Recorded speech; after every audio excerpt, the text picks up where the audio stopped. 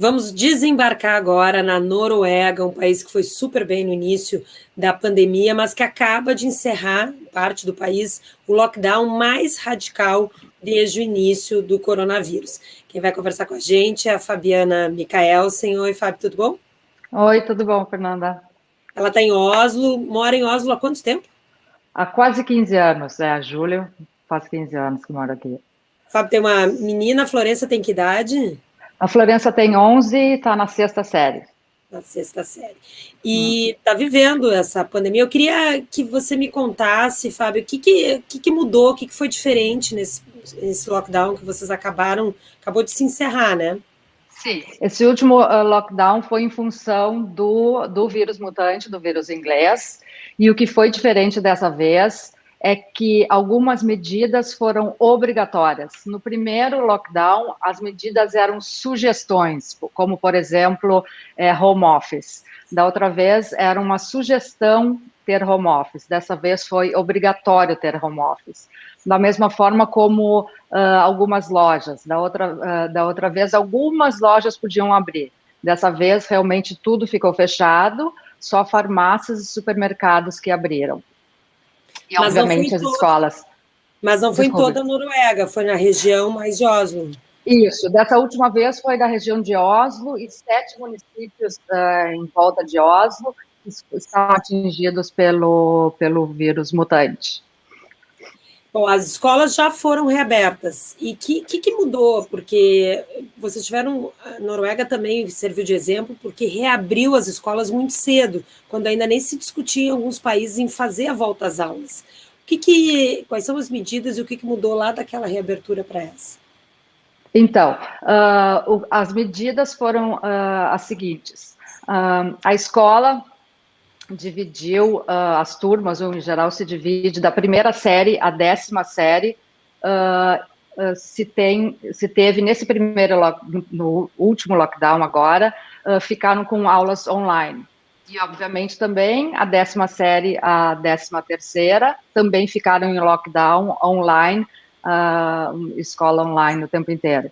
O que mudou agora, quando nós voltamos, é que da primeira à 10ª série, eles têm aula presencial na escola 3 vezes por semana, 2 vezes por semana em casa, e da 13ª à 13ª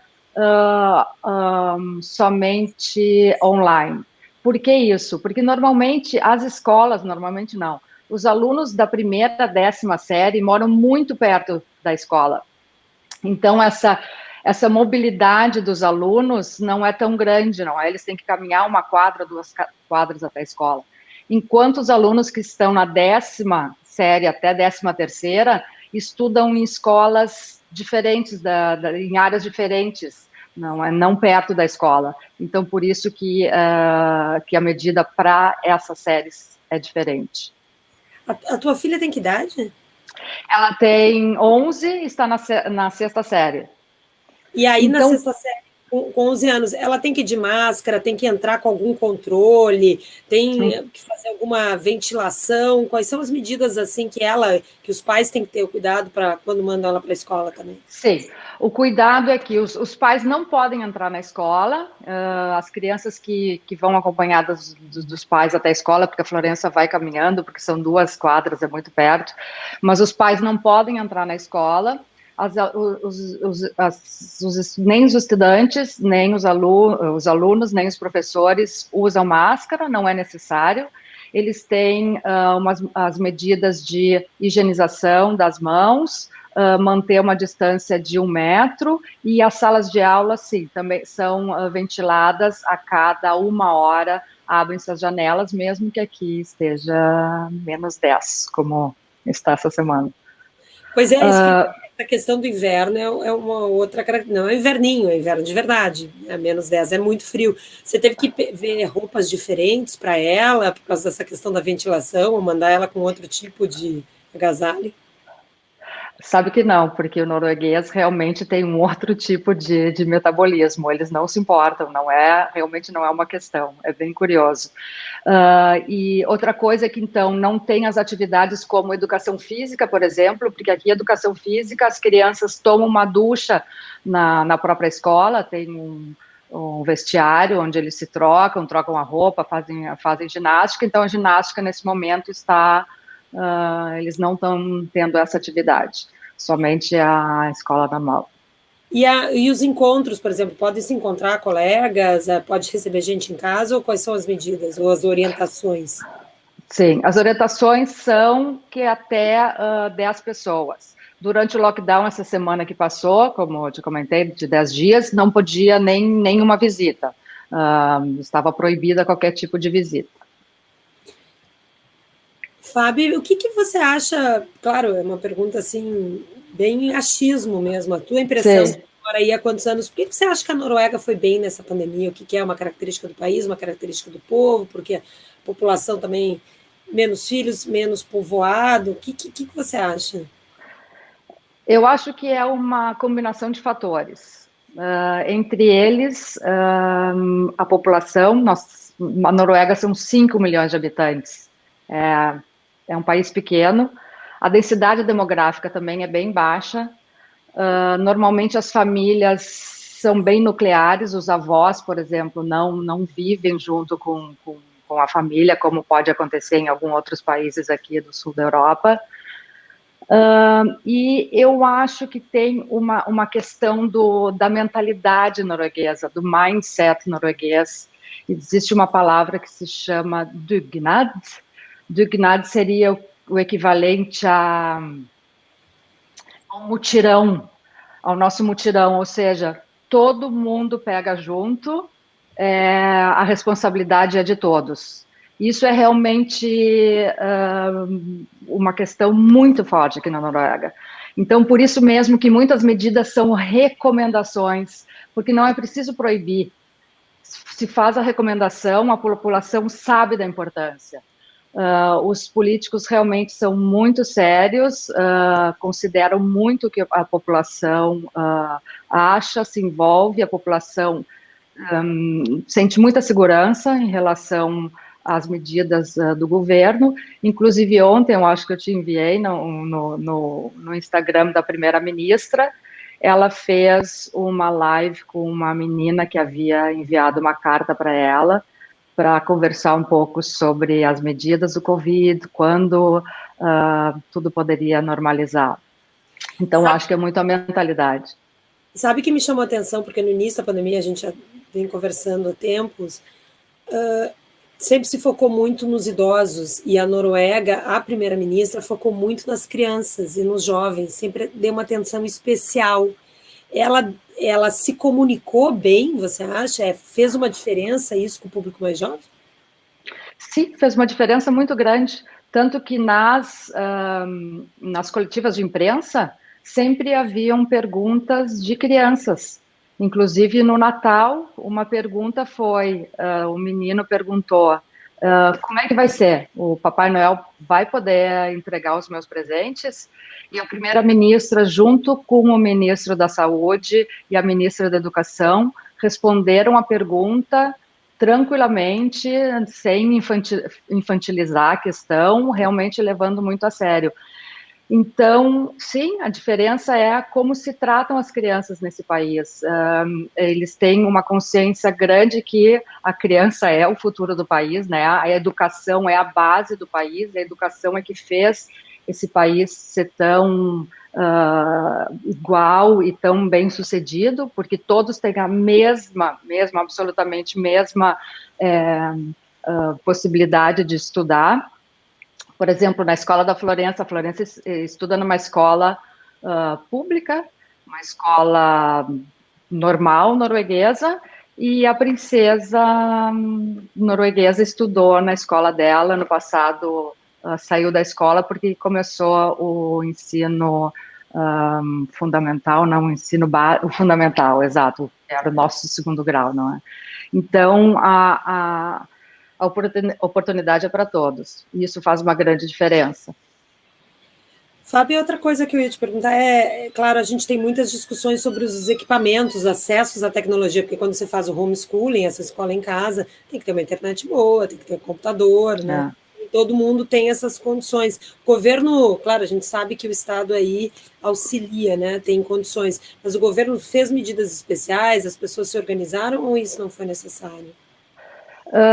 Não foi necessário, Fernanda. Realmente vivemos num país que as famílias têm condições de comprar um computador para os seus filhos, a rede de internet é excelente, e se por acaso não for possível, porque também existem pessoas que têm condições não tão boas, ou tem uma família grande, tem 3, 4 filhos, eu tenho uma amiga que tem 4 filhos, e realmente é outra dinâmica na casa.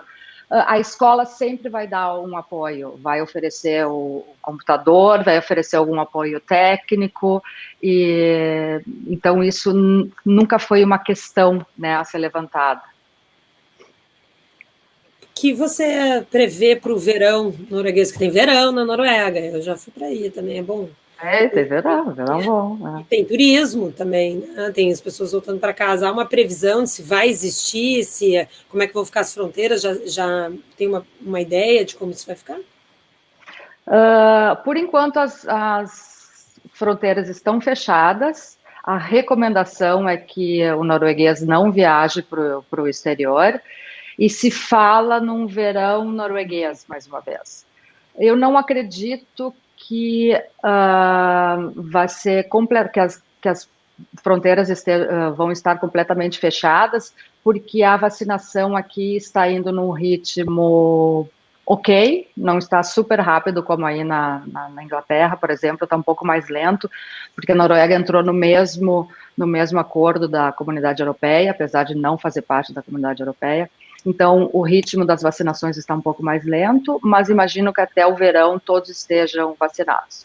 Outra coisa curiosa que o norueguês está realmente aguardando muito é a possibilidade de tomar o seu vinho, a sua cerveja nos restaurantes, na rua, porque desde outubro é proibido servir álcool nos restaurantes. Proibidíssimo. Os poucos restaurantes que estão abertos não podem servir bebida alcoólica. E o norueguês, obviamente, adora, principalmente agora no verão, qualquer sol que aparece, ele senta num terraço e abre a sua cerveja, o seu vinho para beber. Por aqui estão falando que vão reabrir os pubs em abril sem a possibilidade de vender bebida alcoólica. Os ingleses já foram a loucura, só com a especulação. Exato. Dessa notícia. Se você fosse avaliar um pouco, assim, de novo, né, a sua impressão pessoal sobre a pandemia e olhando o que aconteceu em outros países e como é que a Noruega tem administrado, qual é a sua opinião? Como é que você resumiria, Fábio? A minha opinião é que em nenhum momento a pandemia foi levada para um lado político. A pandemia foi levada para um lado de um problema de saúde mundial, e pouco se polemizou politicamente essa questão.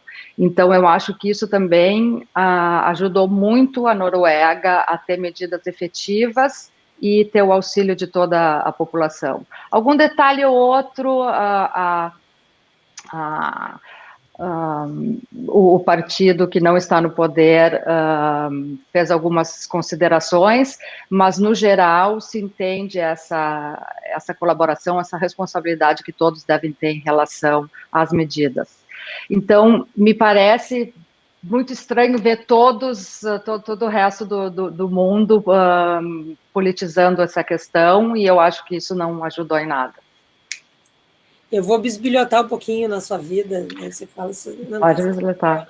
Não tem problema. Claro, não tem problema. Eu sei que a sua mãe esteve um período na Noruega, no Brasil. E isso que eu quero entender, como é que foi essa permissão? Os avós, olha só que interessante, né? Os avós podiam entrar no país? Então, o que aconteceu? O Brasil... Os brasileiros, a princípio, não podem entrar aqui na Noruega, assim como na Comunidade Europeia, a não ser que tenham um passaporte de outro país. Em meados de setembro, houve uma grande pressão de familiares, assim como a nossa, né? Eu sou brasileira, meu marido é norueguês, nós temos uma filha brasileira. Foi feito um movimento muito grande, enviaram várias cartas para o Ministério da Família, para o Ministério da Saúde, para a primeira-ministra, pedindo que os avós pudessem entrar no país para visitar os seus netos e passar o Natal com suas famílias. Então foi isso, foi o que aconteceu. A primeira-ministra liberou a entrada dos avós, então a minha mãe pôde vir para cá. Claro, ela veio com uma carta, uma declaração, uma cópia do meu passaporte, a cópia de que eu moro aqui, toda uma justificativa para que ela pudesse mostrar no aeroporto e para as autoridades para ela poder entrar no país. Então, sim, muitos avós puderam visitar seus netos aqui na Noruega. Me parece, até aqui no Reino Unido, claro, nós vivemos um outro momento, outras medidas, mas me parece que a preocupação com saúde mental é o que está agora dominando as políticas dos governos, e em relação aos jovens também muito, porque se falou tanto dos idosos na primeira fase da pandemia, mas está se vendo os efeitos nos jovens e nas crianças, e isso agora os governos estão atuando também. Essa medida parece ser uma dessas preocupações. Exatamente, faz parte desse contexto, dessa importância, né, da família, da importância da criança nessa sociedade.